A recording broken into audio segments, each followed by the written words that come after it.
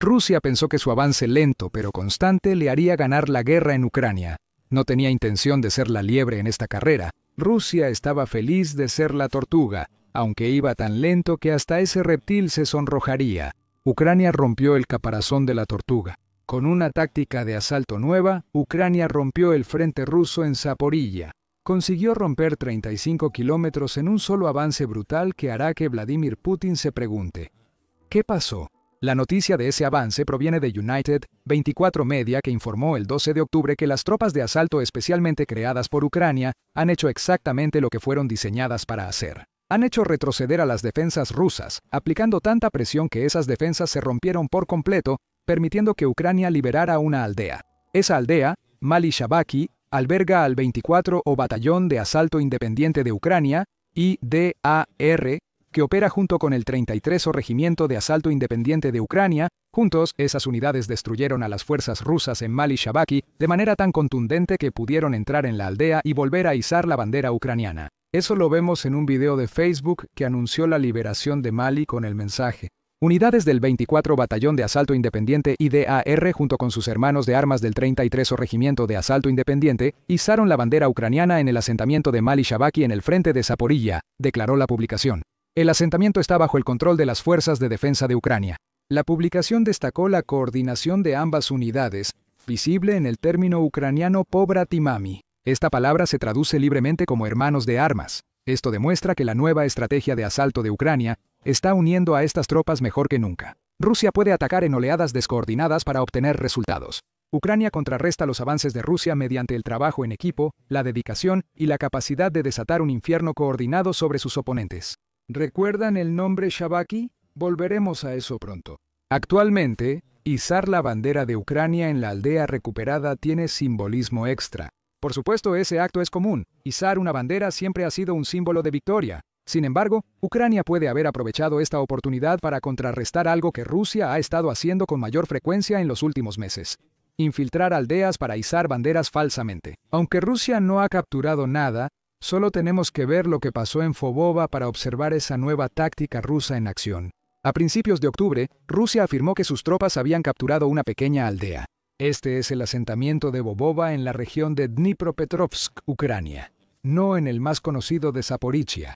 Rusia mintió, pues su pequeño grupo de soldados en Bobova fue destruido por Ucrania en minutos.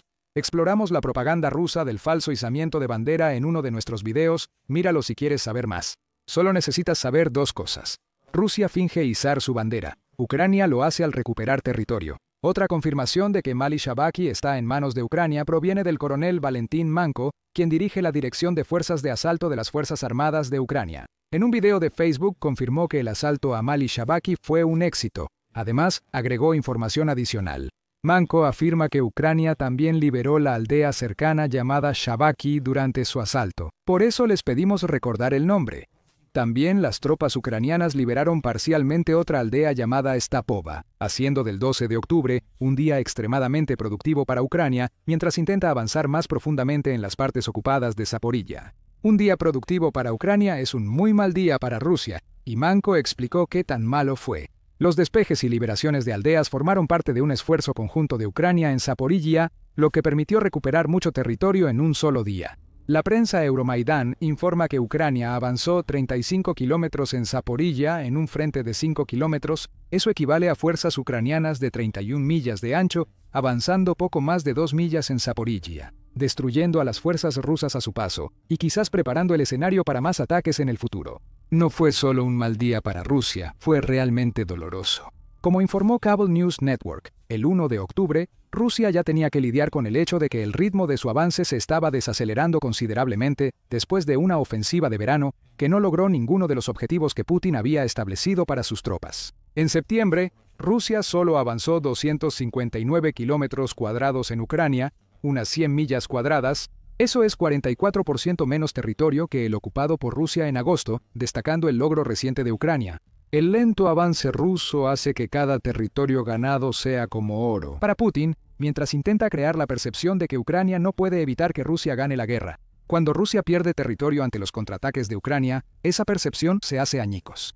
Mali Shabaki demostró que Ucrania puede tomar territorio igual que Rusia. Y con la nueva estrategia de asalto de Ucrania, esto podría ser solo el comienzo de los problemas de Putin. Más adelante en el video hablaremos de los nuevos asaltos de Ucrania. Antes de eso, la recuperación de Mali Shabaki y aldeas cercanas perjudicará a Rusia por otra razón, según Euromaidan Press. Rusia solo llegó a las afueras de Mali Shabaki y aldeas cercanas en marzo de 2025 tras avanzar hacia Piatikati. Ese avance de marzo permitió a Rusia adentrarse 4 kilómetros en Ucrania a lo largo de una línea de frente de 10 kilómetros. Ucrania recuperó Shabaki durante el contraataque, según el medio. En julio, Rusia lanzó un contraataque y recuperó la mayor parte del territorio que Ucrania había retomado en la aldea. Esto no fue una contraofensiva común de Ucrania. Fue el punto final de una oración que se escribía desde marzo de este año. El ir y venir sobre estas aldeas ha terminado, al menos por ahora, y es Ucrania quien ha salido victoriosa. A simple vista, lo que Ucrania logró el 12 de octubre puede parecer poco. Liberar un par de aldeas es genial, al igual que lograr una penetración tan profunda a través de las líneas rusas, pero sigue siendo una cantidad de territorio bastante pequeña. Sin embargo, al ver la guerra en Ucrania desde una perspectiva amplia, se observa que Ucrania liberó Mali. Shabaki es solo una parte de una tendencia mucho más grande que está ocurriendo en todo el país. Ahora mismo, Ucrania está contraatacando y ha estado recuperando lentamente su territorio de las fuerzas rusas ocupantes durante meses. Solo necesitamos ver lo que está sucediendo en Dobropilia y Donetsk en este momento para darnos cuenta de eso. El 10 de octubre, United 24 reportó comentarios del comandante del ejército ucraniano, Oleksandr Siersky. Esos comentarios se hicieron durante una visita de campo 2 días antes, donde Siersky reveló que una contraofensiva ucraniana completa está ocurriendo en este momento. En Dobropilia, Ucrania ha logrado liberar alrededor de 180 kilómetros cuadrados o aproximadamente 694 millas cuadradas, todo como resultado de los cada vez más efectivos asaltos de Ucrania. En Donetsk, la liberación mejora. Según Siersky, se han liberado aproximadamente 2.129 kilómetros cuadrados en ese sector de la guerra, lo que equivale a unas 82 millas cuadradas. Lo ocurrido el 12 de octubre no fue un caso aislado. Es Ucrania continuando con un enfoque en Zaporilla que ya ha demostrado funcionar en Dobropilia y Donetsk. Rusia reclama asentamientos con pocas tropas y Ucrania responde con contraataques. Esto sucede en todo el país. La recuperación de Mali Shabaki podría ser solo la primera de varias liberaciones que enfurecerán a Putin. Así no se suponía que sería el otoño de 2025. La temporada debía ser de celebración tras las grandes conquistas territoriales de Rusia en verano. Ucrania está revirtiendo todos los avances que Rusia logró en verano, alejando a Putin aún más de los objetivos que no logró a principios de año. Esto es posible gracias a lo que mencionamos antes en el video. Ucrania usa nuevas tácticas de asalto y los datos muestran que funcionan. En su informe sobre Ucrania en Mali, Shabaki Militani resumió cómo Ucrania realiza asaltos de forma diferente, lo que le permite recuperar tanto territorio. Informa que Ucrania tiene tropas de asalto que ahora está utilizando como una herramienta para romper las defensas de Rusia y las reservas móviles en varias regiones. Estas tropas de asalto tienen éxito por un cambio en las tácticas que aplica Rusia. El Moscow Times informó sobre estos cambios en septiembre, señalando que Rusia está tratando de usar lo que el medio llama grupos de sabotaje para penetrar profundamente a través del frente. Cita a Siersky. Desde principios del verano, las tácticas del enemigo han cambiado. Su tarea principal es penetrar profundamente en nuestro territorio, retirarse, reagruparse y avanzar nuevamente.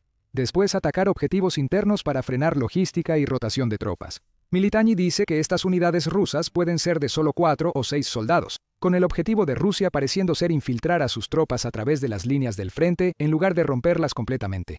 Es un enfoque que funciona, más o menos. Rusia está logrando reclamar pequeños asentamientos y territorios con estos grupos de sabotaje. Que estas unidades rusas sean pequeñas les permite lograr muchas pequeñas ganancias, sumando cifras que parecen impresionantes a simple vista. Sin embargo, la desventaja del enfoque de Rusia está siendo expuesta por Ucrania en este momento. Las unidades pequeñas no pueden atrincherarse ni crear defensas capaces de frenar un contraataque ucraniano. Las unidades de infiltración rusas carecen de blindados y los huecos que crean en el frente son tan reducidos que Ucrania los cierra rápido.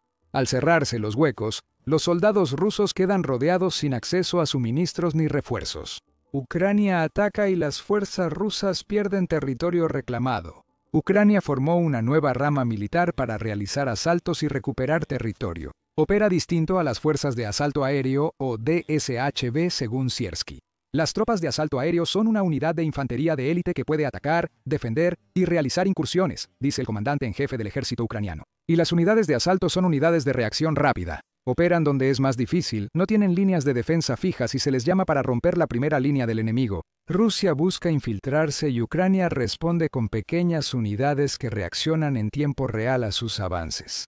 En su columna de Medium, The Strategic Edge, el exsoldado y agente federal Brian Aisling analiza en detalle las nuevas fuerzas de asalto ucranianas. Él dice que Ucrania ha construido una reserva móvil que es flexible y activa en todas las partes del país. Esa reserva está diseñada específicamente para romper las defensas rusas, particularmente en regiones donde Rusia ha logrado avances como resultado del uso de unidades más pequeñas. Estas fuerzas de asalto no luchan con el resto de las tropas ucranianas ni combaten en el frente o contra avances rusos. En cambio, se están dedicando a lanzar ataques, y han tenido un éxito excepcional durante los últimos meses. La recuperación de Mali Shabaki es el ejemplo más reciente del uso de estas nuevas fuerzas de asalto. Aisling dice que varios medios ucranianos han informado que estas nuevas fuerzas de asalto operan todas bajo el mismo esquema. Ucrania emplea pequeños grupos de asalto, trabajo nocturno, flanqueos en vez de ataques frontales y cede el paso a unidades pesadas al abrir camino, según Aisling. Eso puede sonar familiar. Rusia intenta lo mismo, pero ha fallado. Ya dijimos que Ucrania incorporó cerrar las brechas en el frente causadas por infiltrados rusos a su estrategia. Sin esas brechas, Rusia no puede enviar refuerzos ni unidades pesadas, necesita hacer que sus avances sean más permanentes. Ucrania no enfrenta ese problema, sus grupos de asalto actúan igual que los rusos. Ellos tienen la fuerza para respaldarlos y hacerlo funcionar. Tal vez esto refleje la postura defensiva de Ucrania frente a la ofensiva de Rusia. Rusia podría fracasar en su nueva estrategia por extender demasiado sus ofensivas. Como indicó United 24 Media en octubre, Rusia ya agotó la mayoría de su blindaje. Las unidades pesadas de Rusia puede que no estén llegando porque simplemente no existen. Ucrania, en cambio, parece tener las unidades pesadas que necesita. Sus grupos de asalto logran éxito al apoyar a las defensas tras ellos, no actuando solos. Los grupos de asalto recorren Ucrania, pero se despliegan solo en zonas donde pueden recuperar territorio. Según el 24 Batallón de Asalto Separado en Facebook, los grupos de asalto de Ucrania coordinan con sus compañeros para asegurar cada recuperación. Ucrania ha cambiado la manera en que entrena a su infantería para los asaltos. El Kiev Post destacó esto en un informe del 10 de octubre, donde dijo que estos cambios en el entrenamiento se han dado porque el campo de batalla de la guerra en Ucrania está evolucionando. El medio indica que los drones son ahora la mayor amenaza en la guerra, por lo que la infantería suele quedarse en trincheras fortificadas en vez de realizar asaltos totales como antes. Este desafío afecta a ambos bandos. Según Army Technology, los drones causan hasta el 80% de las bajas en la guerra.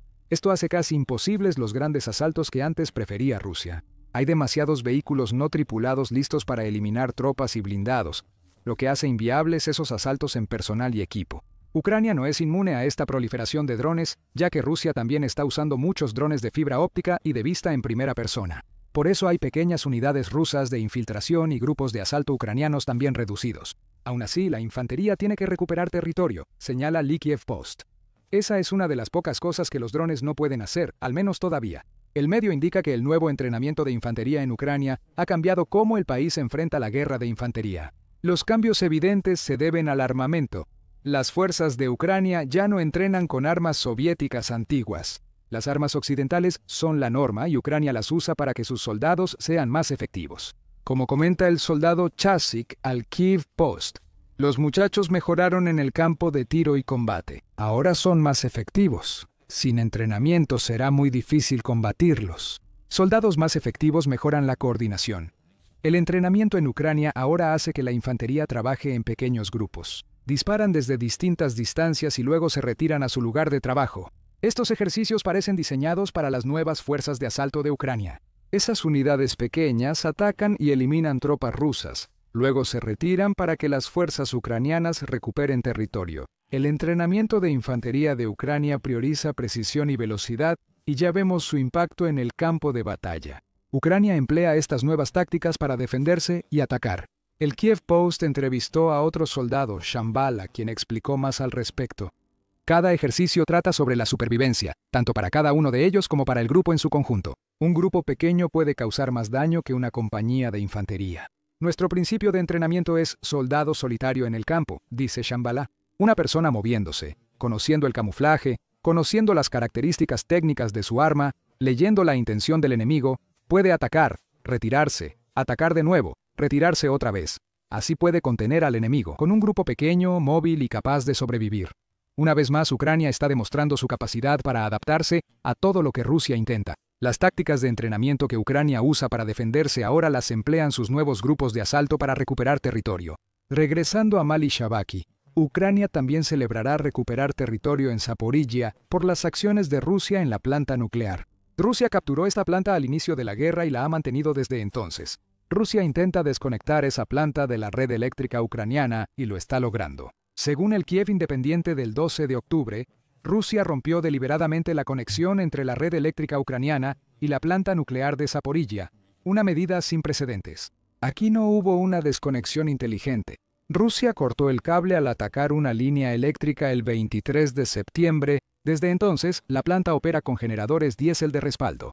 Esto es increíblemente peligroso y parece ser una señal de que Rusia está intentando conectar la planta a su propia red eléctrica. Como dijo el ministro de Relaciones Exteriores de Ucrania, Andrei Shibaya, en una publicación posterior. No es solo un intento de robar una instalación nuclear ucraniana pacífica. Las acciones no autorizadas de Rosatom violan protocolos internacionales de seguridad nuclear, contradicen la licencia ucraniana y amenazan con un incidente nuclear, afirmó Sobaya. Las acciones rusas dan nueva perspectiva a Mali Shabaki. Esto puede parecer solo una pequeña aldea en Zaporizhia que Ucrania ha logrado liberar, pero en el panorama general de lo que está sucediendo en la región, un avance de 3 kilómetros en 5 de frente es un paso importante para Ucrania. Acerca un poco más a las fuerzas del país a una planta nuclear que Rusia está maltratando, al grado de que podría provocar una catástrofe nuclear. Ucrania no puede permitir esto, así que sus grupos de asalto probablemente intensifiquen su trabajo en Zaporizhia en los próximos meses. La estrategia ucraniana funciona también en Dobropilia y Donetsk, pero puede que sea precisamente en Zaporizhia, donde Ucrania tenga que esforzarse más para evitar que Rusia cometa un error estúpido. Muchos tienen una planta nuclear. Rusia no solo está teniendo dificultades en tierra y en el aire en este momento, mientras persiste con su invasión derrochadora e insostenible de Ucrania, también la pasa mal en el mar. De hecho, según informes recientes de funcionarios de la OTAN, la Marina rusa está experimentando una crisis grave, como lo demuestra su humillante retirada de las aguas del Mediterráneo. Los funcionarios de la OTAN han estado atentos a los movimientos militares rusos, especialmente tras incursiones recientes de drones en el espacio aéreo de Polonia y Rumania. Las naciones miembros deben adelantarse a Rusia. En un momento en que tantos líderes mundiales temen actualmente una mayor agresión del Kremlin o incluso un ataque directo a una nación de la OTAN como uno de los estados bálticos, por lo tanto, la alianza está interesada en vigilar al Kremlin, monitoreando sus diversos activos, no solo en Ucrania sino también en otros lugares. Han rastreado los activos navales rusos en el Mediterráneo por un tiempo, y un representante de la OTAN reveló la verdad. Rusia apenas tiene barcos restantes en este cuerpo de agua en particular.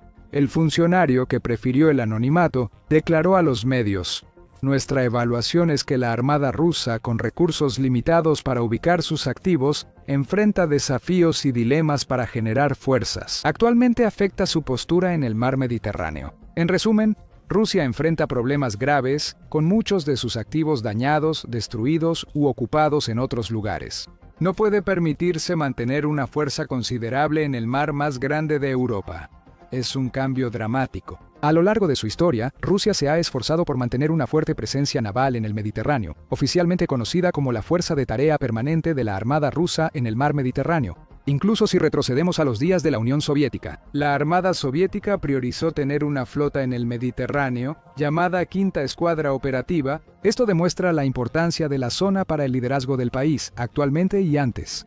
Y es fácil entenderlo. El Mediterráneo no solo es el mar más grande de Europa, sino también uno de los cuerpos de agua más importantes del mundo. Ha sido un centro clave de comercio y viajes durante siglos, conectando estratégicamente Europa, Asia y África. Más de 20 países bordean el Mediterráneo, incluyendo Francia, Italia y Grecia. Países asiáticos como Turquía y Siria, y africanos como Egipto y Argelia. Tiene sentido que Rusia quiera tener algún tipo de presencia en esa parte del mundo para proyectar su poder e influencia en la región. El Mediterráneo fue un escenario clave en la Guerra Fría. El Quinto Escuadrón Operativo Soviético era la contraparte de la Sexta Flota de Estados Unidos que dominaba gran parte del mar entonces. Los tiempos han cambiado.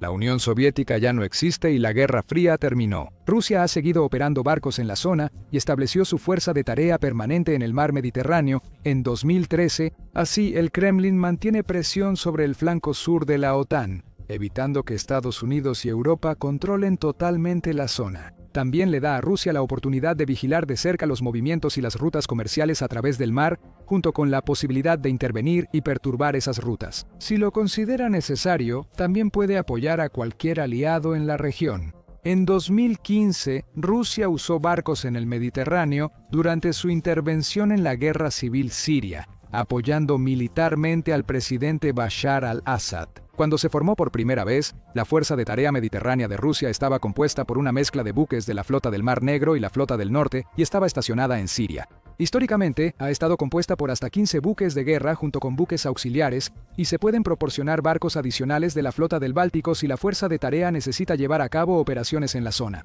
Moscú ha operado varios submarinos en el Mediterráneo antes para fortalecer su posición y capacidades operativas en la región. Esa antes poderosa fuerza naval parece haber desaparecido, pues Rusia solo opera unos pocos barcos en la región. Según un funcionario de la OTAN, hay dos razones principales para el declive de la fuerza naval rusa en el Mediterráneo. La primera, y quizás la razón más significativa, es la pérdida del puerto estratégico de Rusia en la ciudad siria de Tartus. Todo esto se remonta a la ya mencionada Guerra Civil Siria, en la que Rusia intentó, pero finalmente fracasó en mantener a Bashar al-Assad en el poder y aplastar las ofensivas de la oposición.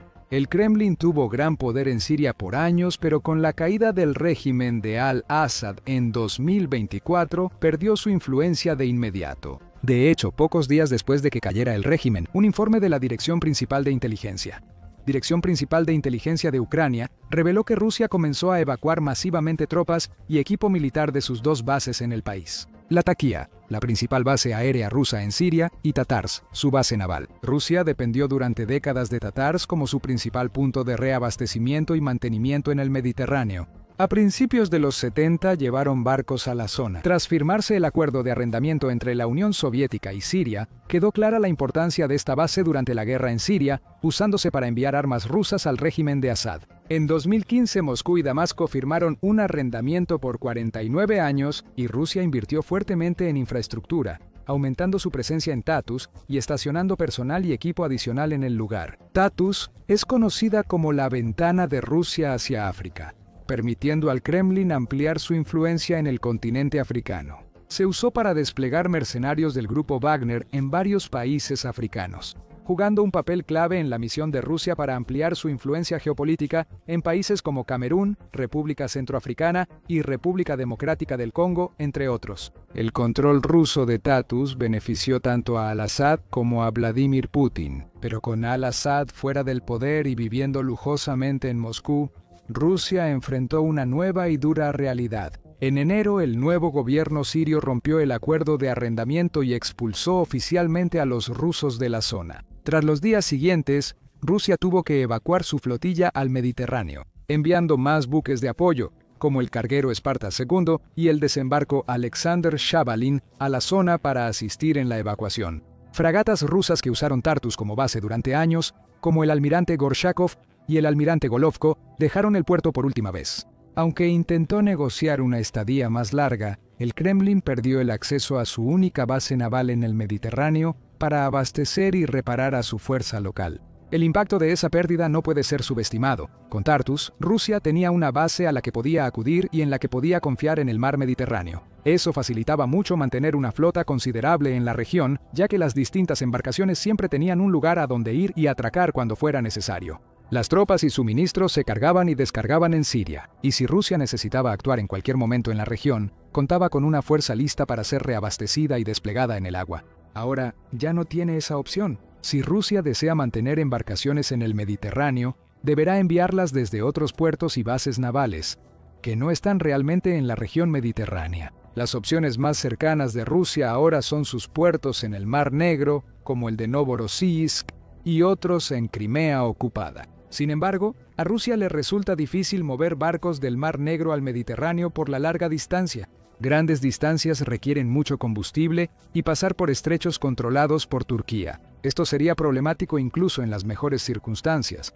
Pero ahora es peor porque Rusia enfrenta una grave crisis de combustible, causada en gran parte por recientes ataques con drones de Ucrania a refinerías, oleoductos y otra infraestructura en todo el país. El país apenas tiene suficiente combustible para mantener su maquinaria de guerra en funcionamiento, así que sin duda tendría dificultades para encontrar reservas excedentes para abastecer de combustible a sus buques navales en sus largos viajes hacia el Mediterráneo. El Kremlin podría usar otros puertos del norte o báltico como Baltisk, en el enclave ruso de Kaliningrado en la costa del mar Báltico. Sin embargo, los barcos que salgan de ese lugar tendrían que recorrer rutas aún más largas y complicadas para llegar al Mediterráneo. Aunque los barcos llegaran, tendrían que seguir un horario estricto, asegurándose de que comiencen el viaje de regreso con suficiente anticipación para no quedarse sin combustible o suministros antes de regresar al puerto.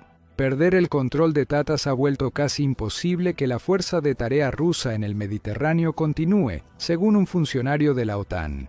Al perder ese puerto, si llevan un submarino clase Kilo a la zona, deberán traerlo desde sus puertos del norte o del Báltico. Poder mantener las operaciones es definitivamente más desafiante. Hace unas semanas, a finales de septiembre, el submarino ruso Novorossiysk tuvo que salir a la superficie cerca del estrecho de Gibraltar. El submarino clase Kilo de 74 metros estaba en misión de combate en el Mediterráneo, pero sufrió una falla técnica. El combustible se filtró a la sentina del casco de la embarcación. Y, según informes compartidos en redes sociales como Telegram, el submarino no contaba con las piezas de repuesto necesarias, ni siquiera con los especialistas relevantes a bordo para solucionar el problema. Por lo tanto, se vio obligado a salir a la superficie, y más tarde fue visto haciendo el largo viaje de regreso al mar Báltico para ser reparado. Este es un nivel completamente nuevo de desafío para que la Marina rusa lo maneje. Aunque todavía es posible para ellos llevar embarcaciones como el submarino hasta el Mediterráneo, sin base oficial ni puerto amigo, cada viaje es ahora mucho más arriesgado.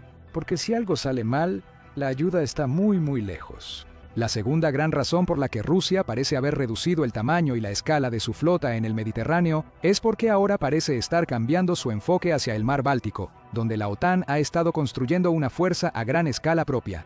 En enero, tras daños a cables submarinos en el Báltico, posiblemente causados por Rusia, la alianza lanzó la misión Centinela del Báltico para proteger infraestructura submarina crítica y mejorar la respuesta ante amenazas en la región. Al anunciar la iniciativa, el secretario general de la OTAN, Mark Rutte, dijo: «Al trabajar juntos con todos los aliados, haremos lo que sea necesario para garantizar la seguridad no solo de nuestra infraestructura crítica, sino de todo lo que valoramos». La misión incluyó fragatas de la OTAN, aviones de patrulla, drones y recursos nacionales de monitoreo, fortaleciendo la postura de la alianza en la región, mientras al mismo tiempo ejercemos presión sobre la flota del Báltico de Rusia. En respuesta, el Kremlin parece haber redirigido y reposicionado muchos de sus recursos navales a esta zona, buscando reunir una fuerza para frenar la expansión de la OTAN y proteger intereses rusos y rutas marítimas. Pero la realidad para Rusia es que sus esfuerzos no son suficientes. El Kremlin no publica datos oficiales sobre la cantidad de barcos en su flota del Báltico. Un informe del Instituto Internacional de Estudios Estratégicos publicado este año reportó unas 69 embarcaciones en total. Comparado con toda la fuerza naval que puede desplegar la OTAN, ese número no es grande. La situación empeora para Rusia porque gran parte de las 69 embarcaciones de la flota del Báltico son viejas y pequeñas. En otras palabras, esta no es una flota de buques de guerra, destructores y submarinos de última generación y alta tecnología. En cambio, está compuesta en su mayoría por embarcaciones que no tendrían muchas posibilidades en ningún tipo de enfrentamiento con las fuerzas de la OTAN. Y esto fue confirmado por un exoficial de la Marina belga llamado Frederik van Lokeren. Van Lokeren analizó en Naval News cómo la Marina rusa ha sufrido por drones y misiles ucranianos en los últimos años. La Marina rusa, especialmente su flota del mar Báltico, ha sido blanco de una campaña naval ucraniana con vehículos de superficie no tripulados y misiles de crucero. La campaña naval dañó y destruyó varios buques de la flota del Mar Negro de Rusia, obligando a la flota a dejar Crimea y retirarse a Novorossiysk, en el sur de Rusia. El exoficial analizó los recientes ejercicios navales de Rusia y sus esfuerzos por proteger sus activos. Llegó a una conclusión clara sobre las perspectivas navales de Rusia. En comparación con la OTAN dentro del mar Báltico, la flota del Báltico rusa está severamente superada en número en comparación con las fuerzas de la OTAN disponibles de las naciones del mar Báltico. La flota del Báltico opera principalmente desde Kaliningrado, una ubicación expuesta y rodeada por países de la OTAN. No se espera que, en la situación actual, la flota del Báltico pueda ofrecer mucha resistencia, dada la abrumadora cantidad de fuerzas de la OTAN disponibles directamente en la región del Báltico. Van Locheren dice que Rusia podría darle a su armada una oportunidad de luchar contra la OTAN, invirtiendo en el desarrollo de vehículos de superficie no tripulados, también conocidos como drones marinos. También indica que la OTAN ya tiene ventaja en este ámbito gracias a Ucrania. Las fuerzas de la OTAN seguramente han analizado la campaña de vehículos no tripulados de Ucrania en el Mar Negro y probablemente acceden a información directa de Ucrania. La OTAN gana experiencia valiosa en la guerra con drones constantemente. Sus fuerzas aprenden de los enfrentamientos con los hutíes en el Mar Rojo, y están descubriendo nuevas estrategias y tácticas tanto para utilizar drones marítimos de manera ofensiva como para defenderse de ellos. Ya hemos visto que numerosos buques de guerra de la OTAN han desplegado ametralladoras ligeras y pesadas adicionales a lo largo de sus cubiertas exteriores, por ejemplo, para neutralizar de manera más efectiva los enjambres que se aproximan. El funcionario anónimo de la OTAN coincide con Van Locheren y afirma que los aliados tienen ventaja tecnológica sobre Rusia en drones navales efectivos. No podemos bajar la guardia, y las naciones aliadas deben mantener la urgencia para preservar y aumentar nuestra ventaja mediante innovación. En otras palabras, mientras la OTAN siga trabajando duro, continúe aprendiendo lecciones valiosas del conflicto en curso en Ucrania y mantenga su compromiso con iniciativas como Centinela Báltico. La Armada rusa puede hacer poco al respecto. Ciertamente no tiene la cantidad necesaria de embarcaciones para afirmar su dominio en regiones como el Mar Báltico, ni cuenta con la infraestructura necesaria para proyectar poder en áreas como el Mar Mediterráneo. Las fuerzas navales del Kremlin están en una posición totalmente humillante, expulsados de la base tártara en la que confiaron por años y sin otro hogar. En la región del Mediterráneo, sus números también están disminuyendo, gracias a los muchos ataques exitosos con drones y misiles de Ucrania a lo largo de la guerra hasta ahora. Kiev ha destruido submarinos, fragatas, corbetas y más embarcaciones. Y con Ucrania fortaleciéndose, reforzando su ejército de drones y ampliando su capacidad de ataques con misiles. No se sabe cuánto más podría sufrir la armada rusa a manos de sus enemigos en las próximas semanas y meses. Podrían ocurrir ataques con misiles Neptuno en más puertos rusos o ataques de drones marítimos contra submarinos clase Kilo y fragatas de la flota del Báltico.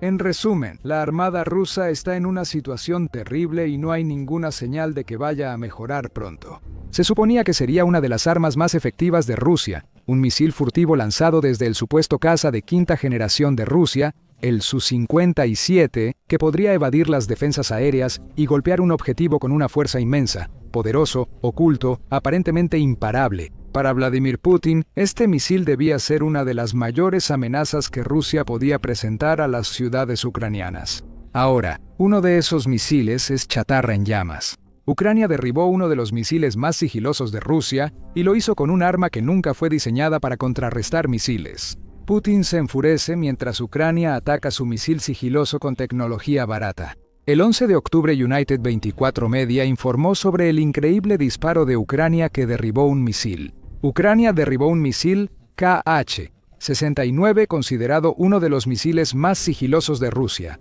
usando un interceptor Advanced Precision Kill Weapon System. Más adelante en el video se analizará el interceptor a detalle. El Advanced Precision Kill Weapon System es un cohete guiado por láser que puede destruir objetivos aéreos. La guía láser hace al Advanced Precision Kill Weapon System ideal para destruir drones lentos. Ucrania usó el sistema para derribar uno de los mejores misiles rusos. Lo mejor de todo es que Ucrania logró esta hazaña notable usando un cohete que cuesta mucho menos que el misil que destruyó. Según Euromaidan Press, fabricar cada Kh-69 cuesta a Rusia unos $50.000. El cohete que usó Ucrania costó una fracción del precio, solo $25.000 según United 24 Media. Eso significa que Ucrania logró un retorno de 20-1, o usó un cohete que no debería haber alcanzado un Kh-69 en vuelo. Rusia podría querer negar que esto haya sucedido, pero no puede. Ucrania tiene grabaciones de todo el incidente. Publicado como un reel de Facebook por el Comando Aéreo del Este de Ucrania, el video muestra lo que le pasó al misil de Rusia. Desde la perspectiva del sistema de armas que Ucrania usó para disparar el Advanced Precision Kill Weapon System, se ve el misil surcando el cielo, con el Advanced Precision Kill Weapon System fijado y siguiéndolo en vuelo. Los espectadores atentos incluso verán el puntero láser que utiliza el Advanced Precision Kill Weapon System parpadeando sobre el misil ruso. Cuando el Kh-69 parece iniciar su defensa, se aprieta el gatillo y el cohete de Ucrania es disparado. El resultado es claro para cualquiera. El KH-69 es hecho pedazos por un cohete de $25.000. Las imágenes pronto llegaron a manos de la cuenta Inteligencia de Fuentes Abiertas Technical X. Inteligencia de Fuentes Abiertas significa inteligencia de fuentes abiertas y inteligencia de fuentes abiertas. Technical suele ofrecer análisis de videos y estadísticas interesantes relacionadas con la guerra en Ucrania. Esto es lo que dice sobre las imágenes ucranianas de un vampiro ucraniano. El sistema de defensa antiaérea Brawler derribó un misil de crucero ruso KH-69 con un cohete guiado por Laser Advanced Precision Kill Weapon System de bajo costo. El medio agrega que estas imágenes confirman que la plataforma, inicialmente diseñada como un arma antidrones, también puede derribar con éxito amenazas de mayor nivel. Por eso Putin está furioso.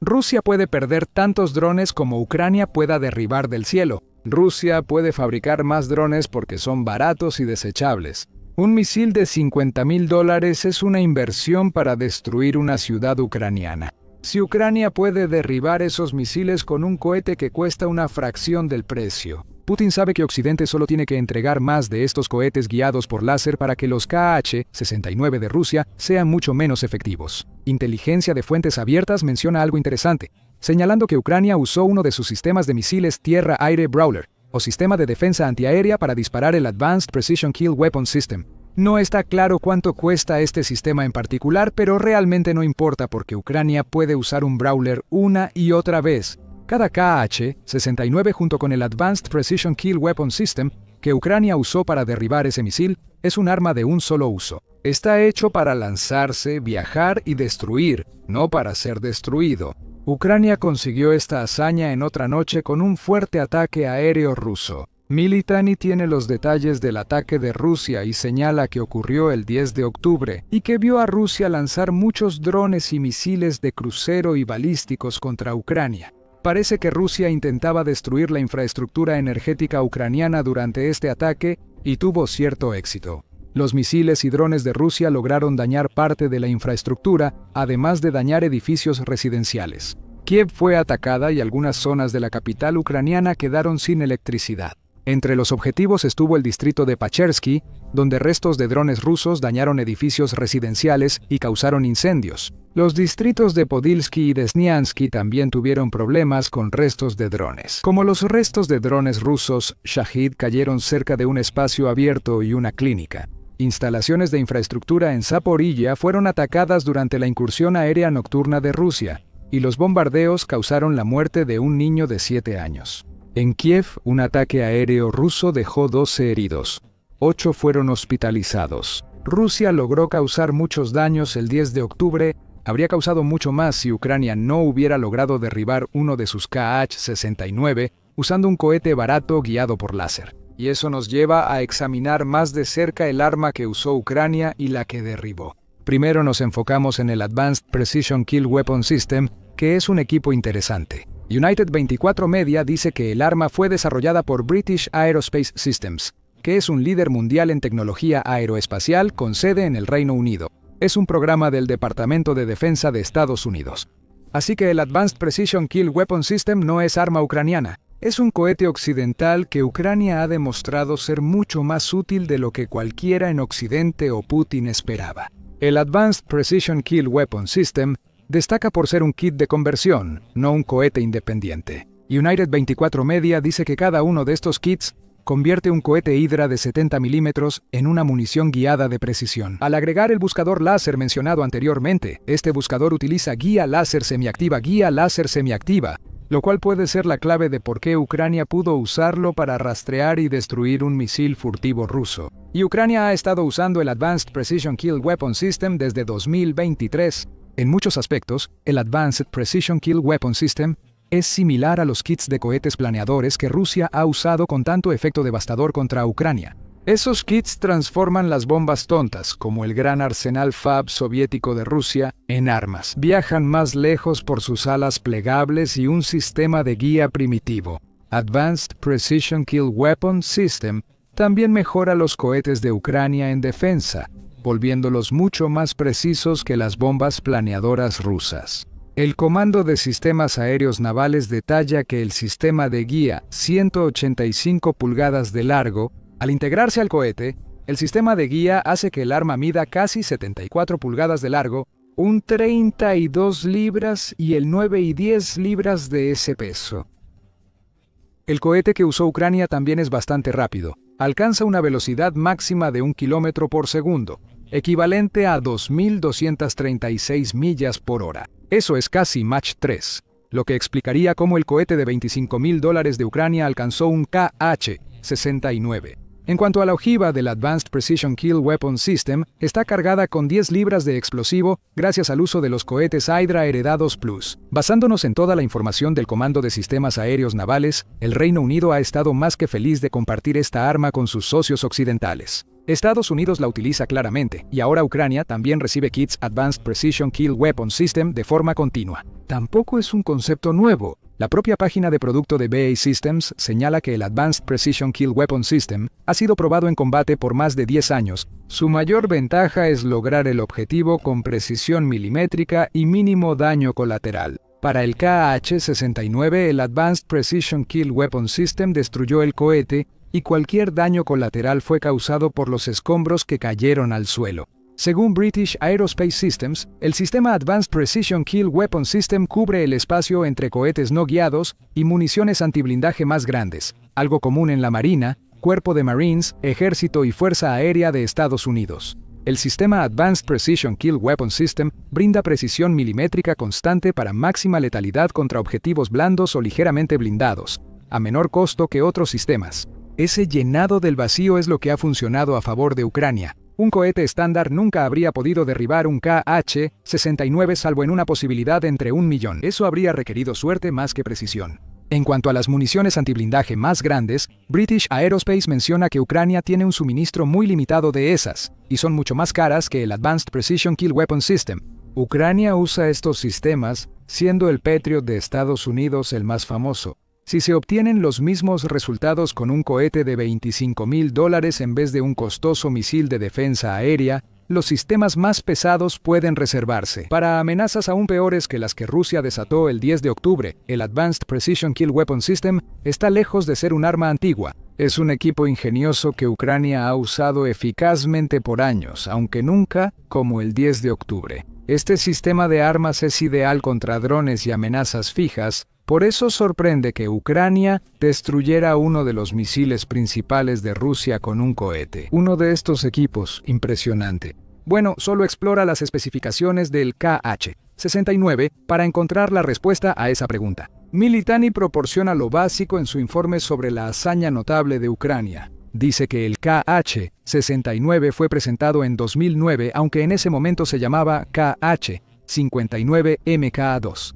Fabricado por la Oficina de Diseño de Construcción de Máquinas Roduga del Estado de Rusia, fue rediseñado casi desde cero en 2015 para incorporar los elementos de sigilo que deberían haber hecho imposible que Ucrania lo derribara usando un Advanced Precision Kill Weapon System.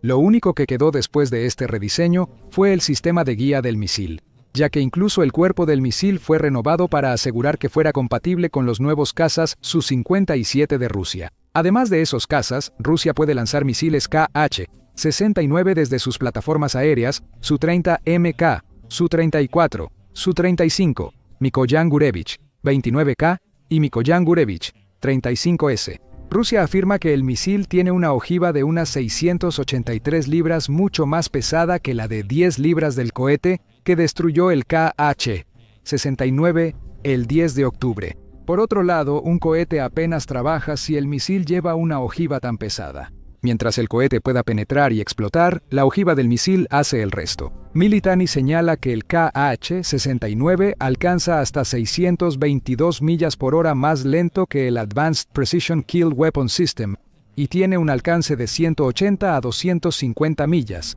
Así que este es un misil de largo alcance que es rápido, aunque no tan rápido como el cohete que lo destruyó. Y con una ojiva tan masiva, seguramente habría causado mucho daño si Ucrania hubiera permitido que impactara su objetivo.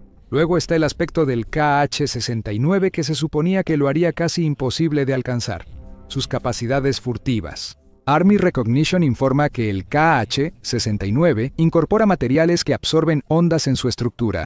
Estos materiales reducen la sección transversal de radar del misil, dificultando su detección e interceptación por sistemas de defensa aérea. Esa pequeña sección transversal de radar también será útil en los ataques aéreos masivos de Rusia, ya que podría hacer que el misil sea difícil de distinguir de las hordas de drones que Rusia envía a Ucrania. Quizás así fue como el Advanced Precision Kill Weapon System de Ucrania pudo encontrar el misil. Tal vez parecía un dron en el radar. Ucrania solo tuvo que detectar el misil cuando ya lo tenía en la mira. Rusia está muy orgullosa de ese misil. En febrero de 2024 el ejército búlgaro describió al Kh-69 como un aturdidor furtivo que eludía a la inteligencia occidental.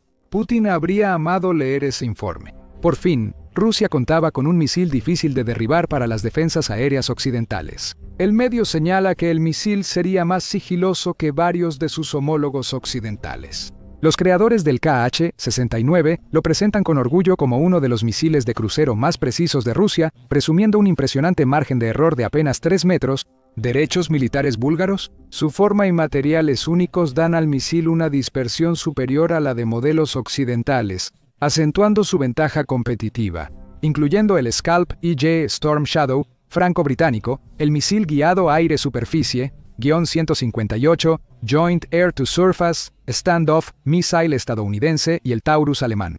Una posible ventaja competitiva del Kh-69. Pero eso no impidió que Ucrania derribara el avión furtivo de Rusia con un cohete de $25.000. Putin ya debe estar furioso por eso, ya que Rusia acaba de ser humillada de una manera que él nunca habría esperado cuando se lanzó el Kh-69. Sin embargo, estará absolutamente furioso por el hecho de que esta no es la primera vez que Rusia queda en ridículo con respecto a su avanzado misil furtivo. De hecho, ni siquiera es la primera vez en las últimas semanas. Por muy impresionante que haya sido que Ucrania destruyera un Kh-69 con un Advanced Precision Kill Weapon System, incluso esa hazaña queda completamente opacada por lo que lograron el 19 de septiembre. Ucrania también logró derribar un Kh-69 con una ametralladora de la Primera Guerra Mundial y solo $11 en municiones. Conoce más en nuestro video donde explicamos lo sucedido. El mensaje es claro. El misil furtivo más impresionante de Rusia quizá no sea tan fantástico como Putin quiere que el mundo crea. E incluso si realmente cumple con las expectativas en cuanto a su capacidad furtiva, es una muy mala imagen para Rusia. Sistemas que no deberían derribar un Kh-69 lo están haciendo. La pregunta es, ¿qué implica esto para la defensa futura de Ucrania contra los Kh-69 rusos? Tan impresionante como derribar un misil furtivo ruso con un Advanced Precision Kill Weapon System. No se puede asumir que este tipo de cosas se vaya a convertir en una práctica estándar para Ucrania en el futuro. Es bueno saber que un cohete de $25.000 puede destruir un Kh-69 siempre que los operadores logren detectar el misil ruso en vuelo. Sin embargo, eso está lejos de estar garantizado. Es poco probable que Ucrania reemplace pronto sus sistemas de defensa aérea por cohetes Advanced Precision Kill Weapon System. Aún así, es positivo que Ucrania cuente con otro truco de defensa aérea, ya que necesita tantos como sea posible.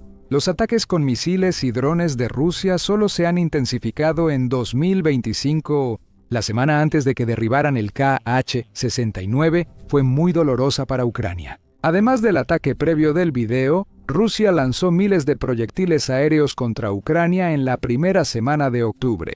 Eso es según el presidente ucraniano Volodymyr Zelensky, quien, según informa Al Jazeera, dijo eso. Rusia atacó con más de 3.100 drones, 92 misiles y unas 1.360 bombas planeadoras. Son 4.500 proyectiles en solo una semana, así que cualquier cosa que tenga Ucrania que sea capaz de derribar los más poderosos de esos proyectiles es una gran ventaja. El blog de defensa destaca la efectividad del sistema contra misiles furtivos como el Kh-69 demostraría una nueva capacidad clave para las defensas aéreas ucranianas, mostrando la adaptabilidad de los sistemas occidentales al integrarse en la defensa en capas de Ucrania. Es la nueva capacidad que hará feliz a Ucrania y que hará que Putin se enfurezca aún más. Ya se ha dicho antes, se supone que el Advanced Precision Kill Weapon System no debería poder hacer lo que hizo el 10 de octubre. Ahora que Ucrania sabe que puede, podría usar estos cohetes para derribar más misiles rusos. El Advanced Precision Kill Weapon System no reemplazará lo que Ucrania ya tiene, como se dijo, pero, quién sabe, con más drones interceptores capaces de derribar vehículos aéreos no tripulados rusos tipo Shahid, quizá algunos Advanced Precision Kill Weapon System puedan asignarse a defensa contra misiles en el futuro. Otro aspecto de lo que Ucrania logró podría pasar desapercibido. El Kh-69 no es solo un misil fabricado por Rusia para usar en Ucrania, es un misil que Rusia tiene la intención de vender. De hecho, Rusia ya está intentando hacer precisamente eso. El 21 de junio, Defensin informó que Rusia ofrecía sus misiles furtivos Kh-69 a la India para usarlos en sus Su-30. Esos misiles complementarían las reservas de misiles Scalp de la Fuerza Aérea India, según el medio. Señala que Rusia busca fortalecer su histórica relación de ventas de armas con la India. Esa relación sin duda necesita fortalecerse. En las últimas 2 décadas, la dependencia de la India de las armas rusas ha ido disminuyendo. Según el Centro para Contrarrestar la Desinformación, en diciembre de 2024 se informó que India obtuvo el 76% de sus armas importadas de Rusia en 2009. En 2023 ese porcentaje bajó al 36%, mostrando la tendencia de la India a alejarse de las armas rusas. Quizás Rusia esperaba que su oferta de misiles Kh-69 a la India ayudara a revertir esa tendencia. Ahora hay que preguntarse si la India siquiera estará interesada en un supuesto misil furtivo que podría ser derribado por un cohete de $25.000. El precio de $50.000 para el Kh-69 parece ser el costo de fabricación en Rusia, no lo que realmente recibiría. Es probable que haya un aumento en el precio, y la India necesitará comprar docenas de estos misiles para asegurar una reserva decente. ¿Va a correr ese riesgo ahora que puede ver lo que le está pasando al Kh-69 en Ucrania? Tal vez, o tal vez no. Y si la India decide evitar el Kh-69, entonces lo que ocurrió el 10 de octubre podría haber tenido un efecto secundario no intencionado y positivo para Ucrania. El país solo intentaba defenderse de otro ataque aéreo ruso. Más humillaciones con el Kh-69 podrían dificultar su venta para Rusia y afectar a una industria armamentista ya en problemas. Una vez que comenzó la guerra en Ucrania, Vladimir Putin pensó que tenía la estrategia perfecta para la guerra en Ucrania. Al menos tenía la estrategia perfecta. Después de que su intento inicial de apoderarse de Ucrania en una semana fracasara por completo, todo lo que Rusia necesitaba hacer era desgastar a Ucrania por pura superioridad numérica. La defensa colapsaría y Rusia tomaría Ucrania rápidamente. Eso fue hace más de 3 años. Rusia solo ha obtenido pequeñas ganancias territoriales en comparación con sus grandes pérdidas. Ahora, Putin enfrenta una guerra que ha durado más de lo previsto y ha evidenciado su incapacidad para cumplir promesas. Los enormes fracasos de Putin en la guerra de Ucrania están destrozando a Rusia, y el futuro se ve sombrío para el país de Putin.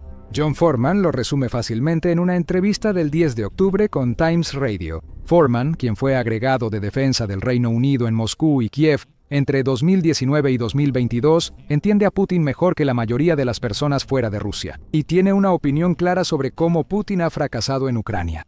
Cuando se le pregunta sobre cómo los recientes ataques de guerra híbrida de Rusia en Europa están vinculados al campo de batalla en Ucrania, Foreman responde sin rodeos: sí, pero creo que, ya sabes, Rusia ha experimentado una catástrofe estratégica al invadir Ucrania. Foreman afirma que el mayor fracaso de Putin es que Rusia no ha tomado tanto territorio como debería.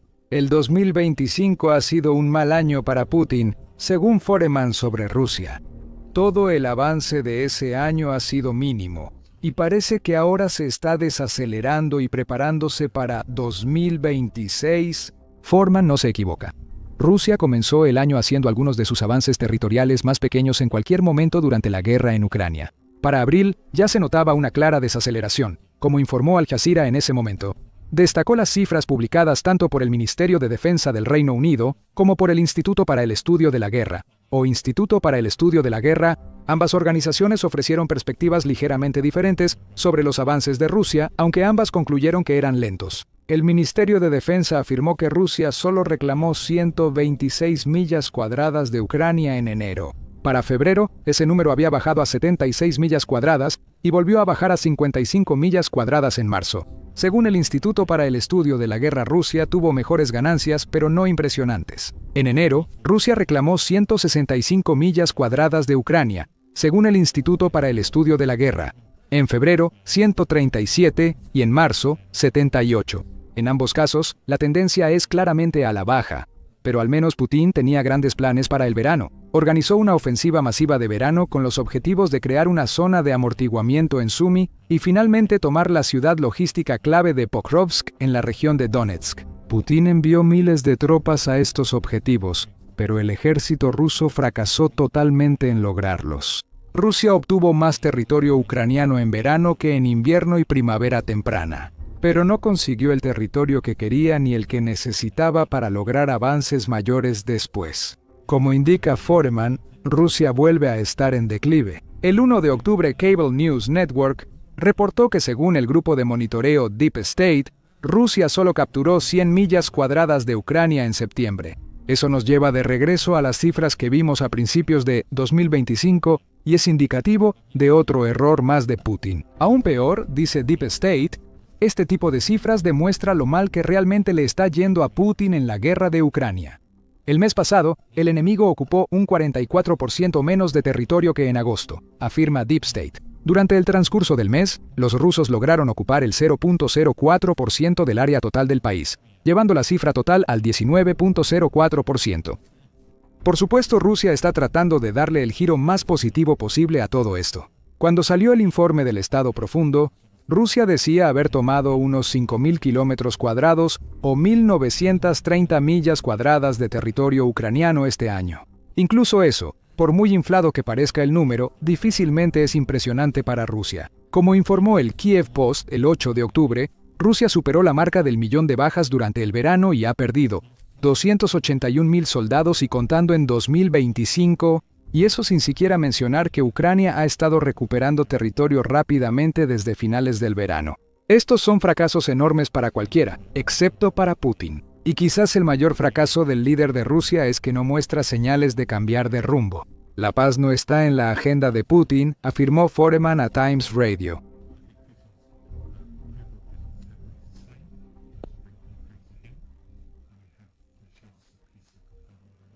Eso hará que Putin incremente las amenazas híbridas y cibernéticas de Rusia contra Europa, lo que podría perjudicar a Rusia en vez de beneficiarla. Ese punto se abordará en un momento. Primero, Foreman parece tener toda la razón cuando se trata de la negativa de Putin a aceptar la paz, lo que, a su vez, condena a Rusia a aún más meses o incluso años de una guerra que ya le ha costado mucho. Queridos, casi todos los que de alguna manera son parte interesada en la guerra de Ucrania creen que Putin no tiene la intención de declarar la paz. La de la Unión Europea o la de la Unión Europea, Kaja Kallas repitió esto tras la histórica visita de Putin para ver a Donald Trump en Alaska en agosto pasado. La realidad es que Rusia no planea acabar pronto la guerra, escribió Kaja Kallas en X el 16 de agosto. Mientras las delegaciones se reunían, Rusia atacó de nuevo a Ucrania. Putin prolonga las negociaciones y espera salirse con la suya. Se fue de Anchorage sin comprometerse a detener los asesinatos. El Consejo Atlántico también ve con pesimismo la falta de interés de Putin por la paz, indicando que, pese a los esfuerzos de Trump, Putin ha pospuesto la paz repetidamente. Se registran cifras récord por la magnitud de los ataques con drones de Rusia a Ucrania, mientras Putin habla de paz. El informe concluye que Putin ha dejado más que claro que no tiene ningún interés en terminar la guerra en Ucrania. Mientras miles de rusos mueren, el enfoque de Putin hacia la paz es otro de sus grandes fracasos, como se explicará más adelante en el video. Incapacidad total para ceder en su postura. Las exigencias, como que Ucrania entregue grandes territorios a Rusia y quede tan débil que pueda ser invadida fácilmente, son el núcleo de estas demandas. Putin también ve ahora al complejo militar industrial que ha creado en Rusia como el principal motor económico de su país, dice el Instituto de Investigación para la Paz de Oslo. Y por eso, terminar la guerra es exactamente lo contrario de lo que el líder de Rusia quiere hacer. Putin ha acorralado a Rusia en una esquina de la que no hay escape. Incluso dentro de Rusia, algunas personas ya ven la guerra en Ucrania como un esfuerzo sin esperanza. Volviendo a las conversaciones de paz de Alaska por un momento, Foreman dice que algunos dentro de Rusia creen que terminaron siendo peores para Rusia de lo que cualquiera podría haber pensado. Foreman minimiza que esas conversaciones fueran un desastre para Putin, pero le dijo a Times Radio: ya sabes, Trump intentando sacar un acuerdo de paz de último minuto sin ninguna preparación. Eso nunca iba a funcionar. Los rusos no actúan así, ahora su postura es que eres tú. Fue una pérdida de tiempo, no era necesario llevarlo a ningún lado. Eso contrasta con cómo se sentía la élite política rusa tras la reunión en Alaska. El 16 de agosto Reuters reportó que políticos rusos veían la reunión de Alaska como un triunfo para Rusia. Eso acercaría al país un paso más a lograr la versión de paz que desea. Una de esas personas fue Andrei Klishus, el principal legislador del partido Rusia Unida de Putin. La reunión en Alaska confirmó el deseo de Rusia de una paz duradera y justa, dijo Klischer. El presidente del Comité de Asuntos Exteriores en la Cámara Alta del Kremlin, Konstantin Kosachov, también se mostró satisfecho. El mero hecho de la reunión en Alaska, su tono y su resultado, representan un éxito significativo y conjunto para ambos presidentes, cada uno de los cuales hizo una enorme contribución personal para lograr los mejores resultados posibles en este momento.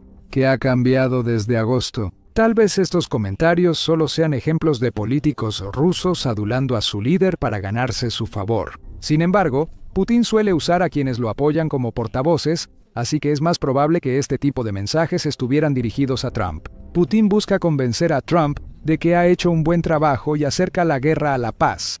Mientras Rusia bombardeaba Ucrania, Putin pensaba tener el control y Trump creía entenderlo, pero no era así. Esa es otra falla estratégica de Putin que ha causado un daño serio a Rusia. Esto podría explicar por qué, según Foreman, cada vez más personas creen que es una pérdida de tiempo.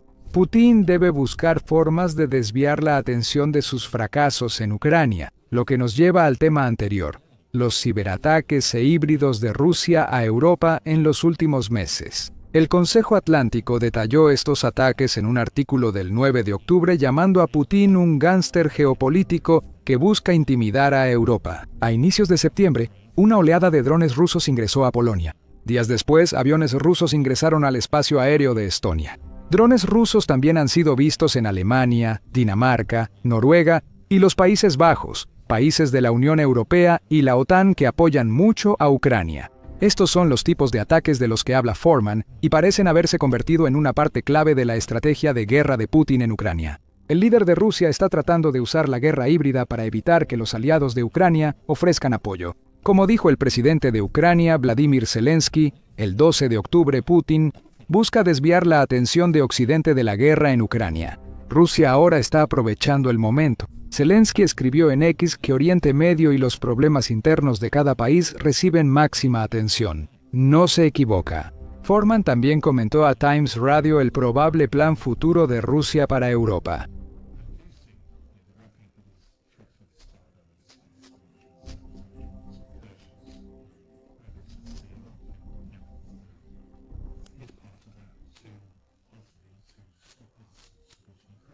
Aquí es donde podría terminar siendo otro de los fracasos estratégicos de Putin. Putin busca que los aliados europeos de Ucrania teman tanto a Rusia que dejen de apoyarla.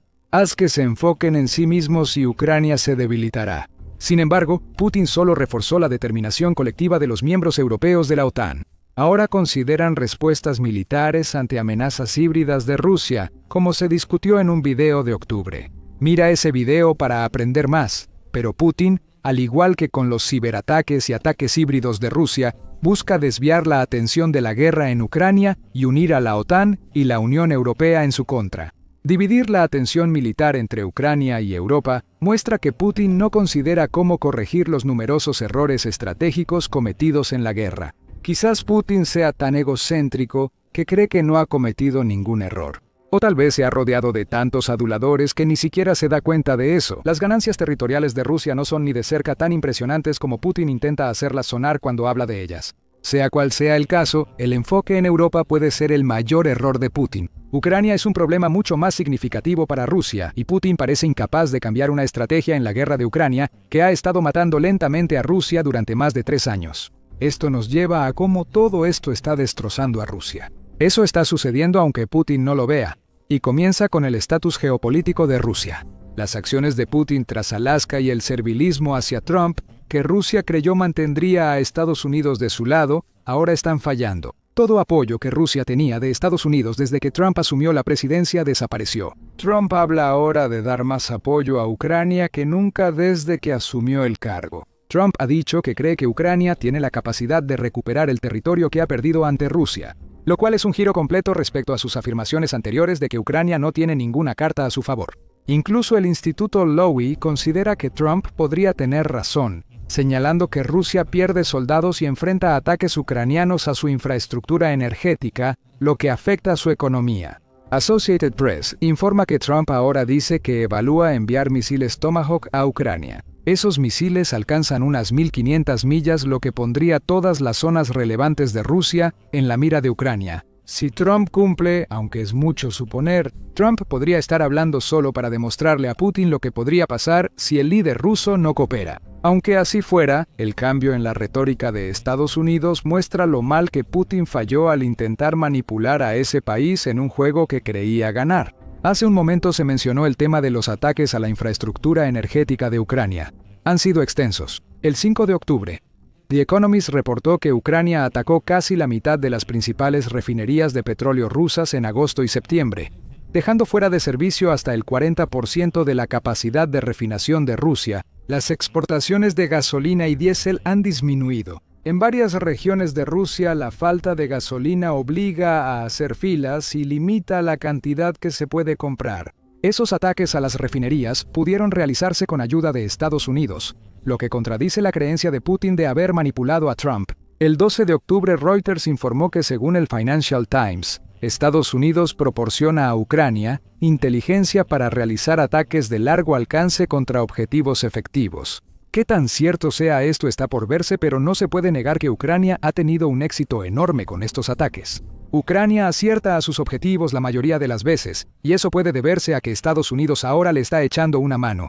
Estos ataques quizá no basten para desviar a Putin de su rumbo fallido en la guerra en Ucrania. Al preguntarle si los ataques causarán problemas económicos a Rusia, Foreman dice que Putin puede endeudarse más, recortar gastos y apoyarse en la Reserva Nacional. Agrega que la compra de petróleo ruso por China e India y el suministro de armas de Corea del Norte a Rusia benefician a Putin. Aún con esas salvedades, Foreman le dice a Times Radio: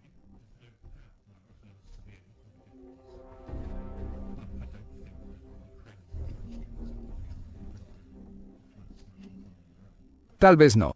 Pero como dice Foreman, esos ataques y una acción internacional coordinada podrían colapsar la economía rusa. Además de las sanciones, hay señales de que algunos en la Unión Europea planean algo que realmente afectará a Rusia: liberar los activos rusos congelados para que Ucrania los use. Sin duda, una medida así beneficiará a Ucrania, que enfrenta presión económica.